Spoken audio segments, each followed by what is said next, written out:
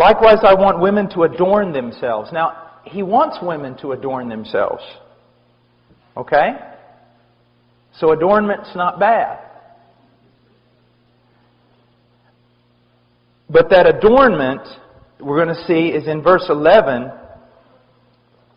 In verse 10, it's good works, godliness, a quiet and submissive spirit. Now, but let's go on. He says, I want women to adorn themselves with proper clothing. That tells me that there is clothing that's improper for a Christian woman. All right? I mean, that's just logic. There is clothing that is improper for a Christian woman. Now, he says, the clothing must be modest.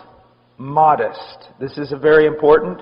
It's literally proper clothing with modesty is the way it goes in the original text.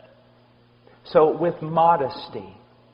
My wife has a really good thing that she says, and she goes, if your clothing is a frame for your face from which the glory of God is to shine, it's proper. If it draws attention to your face. If your clothing draws attention to your body, to outline it, to make it noticed, then it's sensual. It's sensual. What you're doing is wrong. Now, I want to step off for just a second. Women, you need to understand something. Men are not as dumb as you think they are. My wife and I have a friend in Illinois, and she's a very pretty lady. Very pretty. And if she walked in that door right now, every man in this room, if he turned and saw her, this is what they would say. Well, that's a very pretty lady.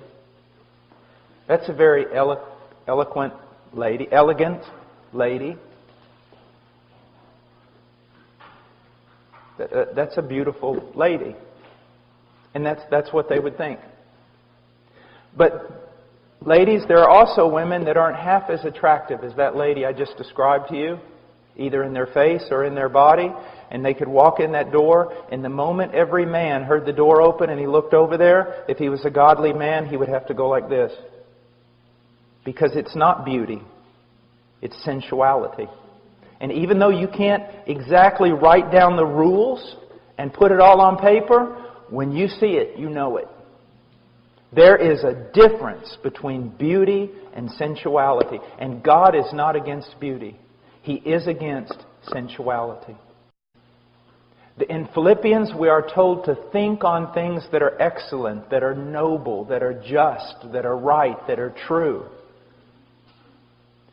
The way a woman carries herself and the way she dresses ought to promote the following types of words: modesty, discretion, wisdom, beauty, elegance, refinement, but not sensuality, luxury, extravagance. You know, extravagance, ladies, is when your husband wants you to take off your earrings so he can make them into lures to catch northern pike.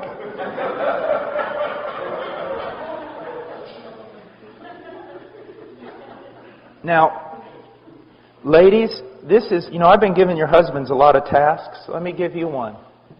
Seek to find out what this means and go wherever the Lord shows you.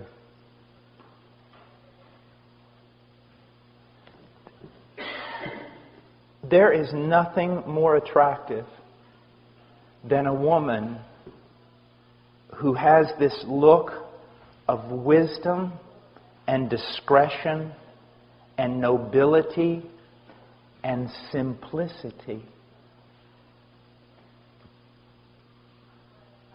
Simplicity. It's just a simple beauty about her.